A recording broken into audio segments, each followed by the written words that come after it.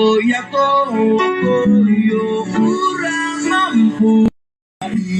today's video mga idol, magluluto tayo ng kalderetang balbakwa ng balat ng baka, das pata, pork pata. Mix lang natin yan mga idol.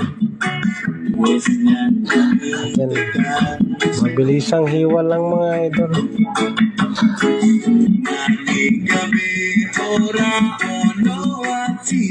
Nagisa na ako ng sibuyas, bawang, luya at sili mga idol.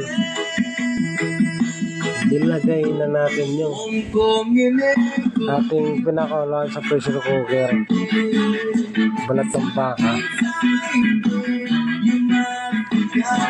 Nilagyan natin ng tomato sauce mga idol.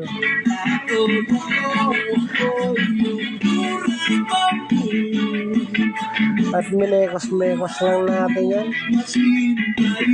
At ayan na nga mga idol, luto na yung ating